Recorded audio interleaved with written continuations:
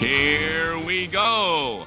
You're listening to Rumination Tuesday on Law and Gospel on this August the 3rd in the year of our Lord 2021, on which day we take a look at the hymn assigned for this coming Sunday.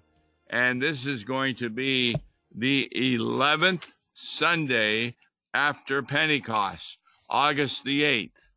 The hymn is Lord Enthroned in Heavenly Splendor, written by George Hughes Burney, died in 1925. His entire life was of ecclesiastical service in the Church of England, even to the ripe old age of 85 years old. He became warden of St. Edmund's School at Salisbury. He believed that the institution's students needed additional hymns for singing after communion, so he set out to supply them. And this hymn really provides those points. Now, in the hymnal we use, there are 4 of his original 10 stanzas, and it can be used for various occasions, such as communion, Our Redeemer Sunday, Ascension, and so forth. So this is a hymn that we're going to be taking a look at today. I'm Pastor Tom Baker, and with me is Pastor Mark Smith. Hi, Mark. Hey, Tom, how you doing? I'm doing real good, and I'm just thinking that this is a hymn that I am using this Sunday. What's your thinking? Well, I wondered what you meant by so forth. Oh yeah. So we are definitely we're going to use this hymn as the opening hymn. It's the appointed hymn of the day, of course, and we're going to use it as the opening hymn. You know, it talks about heavenly manna, and if you use the Concordia Publishing House every Sunday bulletins, you've got this big, huge loaf of bread sitting on the cover. So, I didn't see. We don't get the bulletin. We just get the 3 readings.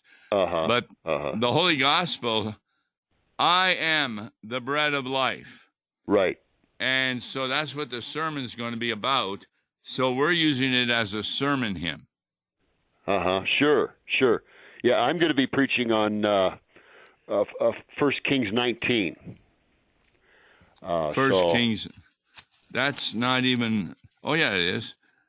Yeah, that's about Ahab going after Ahab Elijah. And Jezebel going after Elijah, yes. You know, she said, boy, if you're not dead within a certain time, then may God do to me and more. Yeah. And I guess that did happen to her. He did. She fell out of the window into the street and was eaten up by dogs. Yes. Yeah, old Jezebel, she was wicked. I know of no child named Jezebel. I don't either. But my uncle named his black Labrador retriever Jezebel. Yeah. If you remember the old Roy Rogers sitcom or program, sure. one of his sidekicks had a Jeep that he named Jezebel. Oh, I didn't know that. Yeah, I remember that from my childhood days, watching Roy Rogers. Yeah. Boy. Jezebel. Yeah, it wasn't Tonto. No. Different story. And then then Jezebel's talked about in Revelation too. There was some wicked woman in the book of Revelation that was talked about among those 7 churches named Jezebel. Yeah, they were following her teachings. Right. And, we were just taking a look at women pastors recently, and one of them has taken millions of dollars from a congregation. She's the bishop because they don't believe in homosexuality. Oh, boy. Wow. And So there's a big fight going on there. I guess so. Yeah, you want to belong money to a member of... Money will always bring a fight, that's for sure. Well, you want to be a member of a church like the Methodists where you don't say who your pastor is and such. You deserve what you get. So, yeah. All right. Lord enthroned in heavenly splendor, if you will please read the first stanza. I'll be happy to.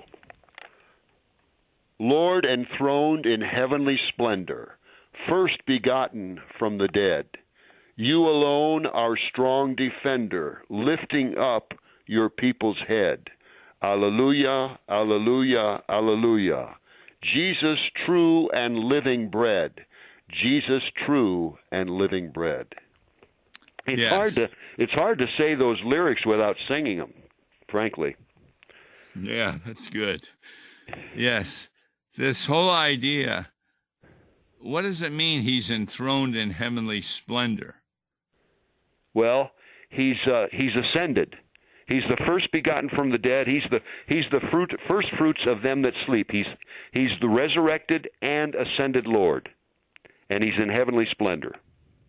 So, line 1 and line 2 are not chronological.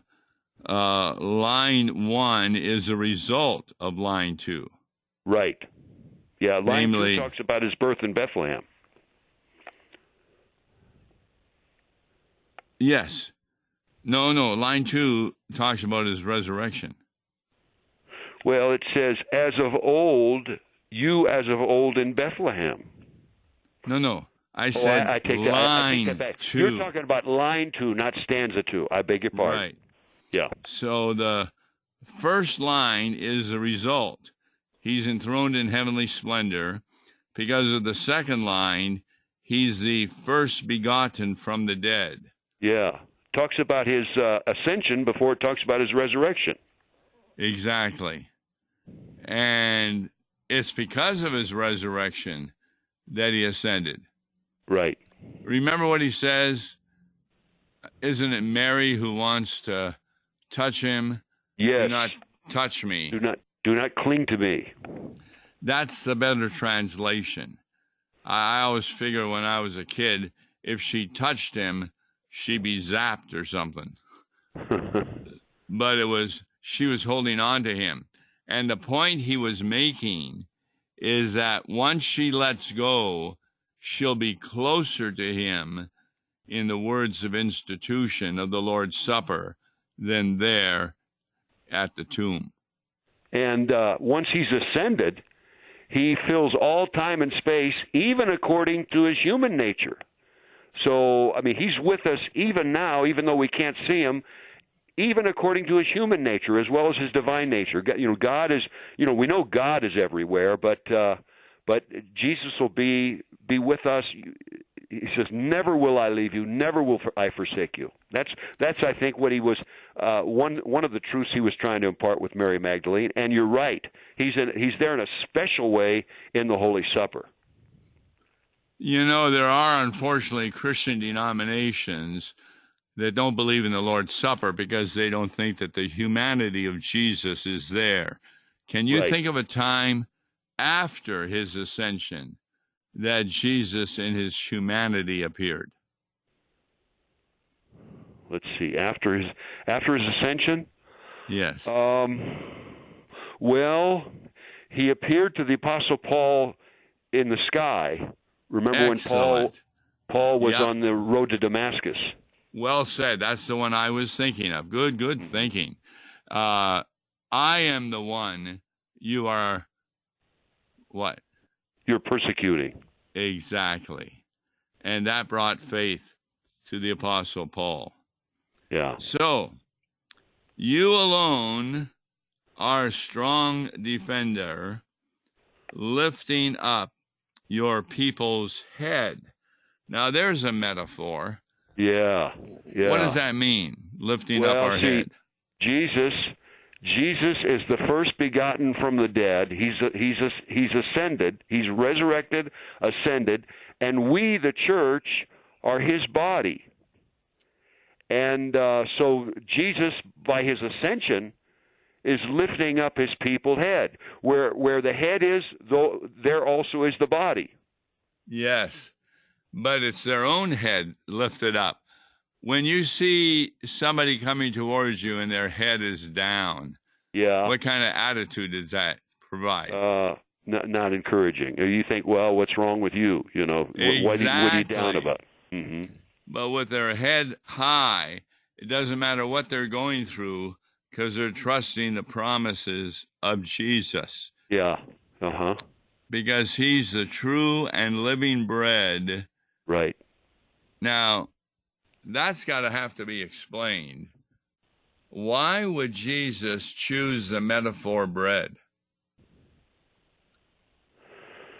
Well, it probably follows with, last Sunday talked about him being the true manna sent by God from heaven. Excellent.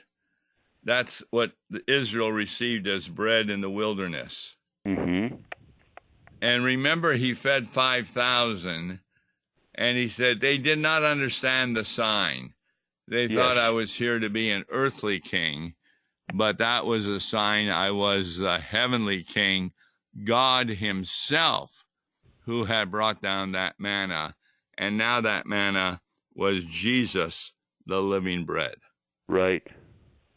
And he who eats of this bread will no longer hunger. Yes. All right. Stanza 2, please. Though the lowliest form now veil you, as of old in Bethlehem, here as there your angels hail you, branch and flower of Jesse's stem. Alleluia, alleluia, alleluia. We in worship join with them. We in worship join with them. That's a neat verse. The lowliest form now veil you. What's that specific? Another metaphor. What's that talking about? Well, I guess it's talking about his state of humiliation, becoming man, being conceived in the womb of his mother Mary, and becoming man, though the lowliest form now veil you, just like in Bethlehem. Well, wait a minute. Is he talking about the bread of the Lord's Supper?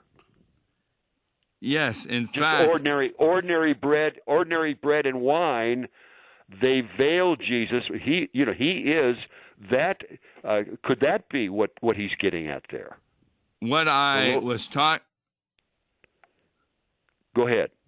What I was talking about at the beginning is he believed that the institution students needed additional hymns for singing after communion. So he set out to supply them. Right. And therefore, this was the first part. And that can be missed because talk about Jesus being veiled in a piece of bread and a sip of wine. Right. And in the same way, it's like going to Bethlehem and seeing a little baby in the manger, and if someone just saw that, no one would jump up and say, I just saw God. Yeah. Hey, I got a question for you, Tom. It's just kind of a question out of the blue. Which would you rather behold? Would you rather take the bread and wine of the Lord's Supper, the body and blood of Christ, or would you rather kneel at the very manger with the little Lord Jesus in it? That's kind of a tough question, isn't it? My answer is going to surprise you. When you go to the Lord's Supper, you are kneeling at the manger. That's right. Yeah, good point. Excellent point. That's right. Yeah. That's why we sing the Nunc Dimittis. Yep. Like Simeon in the temple sang that. Lord, now lettest thou thy servant depart in peace. Right. Because he's seen the Redeemer. And that was a little baby. Yeah. And we have beheld the Redeemer and taken and eaten him in the form of bread and wine. Yeah. Exactly. And that's a proclamation also of his incarnation. Right. And so we're also at his birthplace. So we know the angels were hailing him to the shepherds. It says that the angels continue to hail him, branch and flower of Jesse's stem. Now, for those who may not understand that, what is that referring to? Yeah, that's he's a descendant of Jesse, who was the father of David. He's the son of David. In fact, on my old church where I served, the Advent paraments had the messianic rose depicted on the paraments. You know, I've always liked that picture of the rose. You are the rose of Sharon. You are the lily of the valleys. Exactly. Yeah. And that's, by the way, the whole purpose of the book of Ruth. Not to tell us when we get married we stay with one another, but that the line of David continued through Boaz. That's right. All right, I'll read 3. Paschal Lamb, your offering finished once for all when you were slain. In its fullness, undiminished, shall forevermore remain. Alleluia, alleluia, alleluia, clearing souls from every stain, cleansing souls from every stain. Yeah, I like the way he included that word finished in that third stanza. Your offering finished. He used the very word that Jesus used at the cross. Yes. Yeah, it is finished. It is finished. Yeah, you can have a powerful sermon there, because if there's anything to show that you are not saved by your works, it's the cross of Christ. Yeah, once for all when you were slain. The price was paid in full. There's nothing you can add to it. There's nothing you need add to it. It's been done. Signed, sealed, and delivered in his own blood. And once more, we see that Jesus is doing all of this for us, not for himself. Now, here's another metaphor. Cleanses souls from every stain. How does that come about? Well, by his very atonement, his act of atonement. It is finished.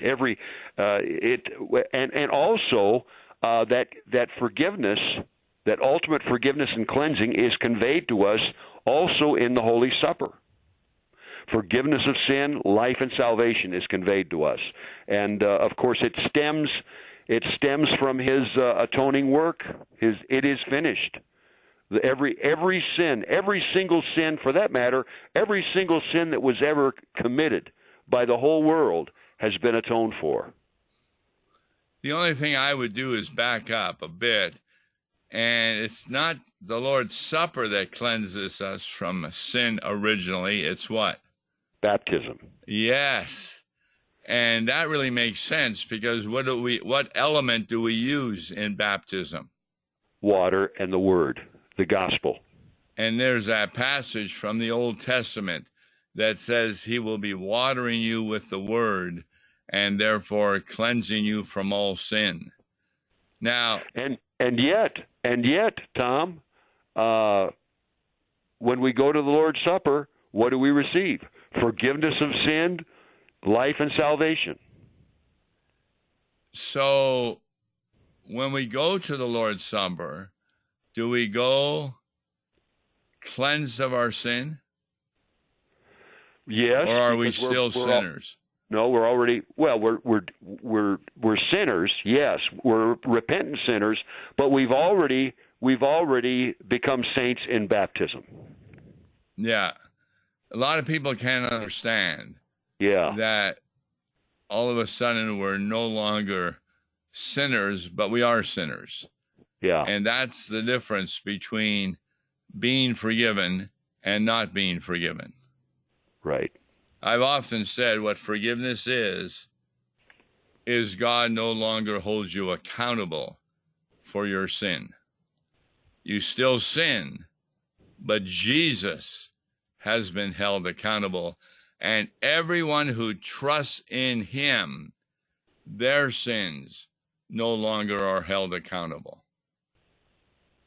All right, stanza 4, please. Life imparting heavenly manna, stricken rock with streaming side, heaven and earth with loud hosanna worship you, the Lamb who died. Alleluia, alleluia, alleluia. Risen, ascended, glorified. Risen, ascended, glorified. So, life imparting heavenly manna. So, even the word is now used.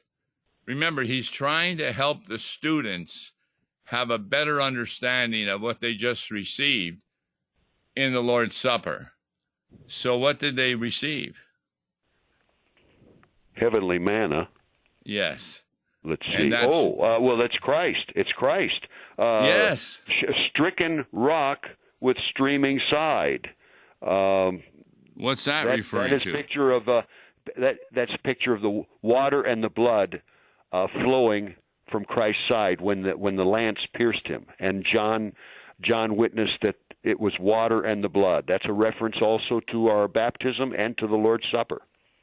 Yeah, I wasn't so sure. If you look at the first part of 4, life imparting heavenly manna, that occurred in the wilderness. Right. Then stricken rock with streaming side, there's no mention there of blood.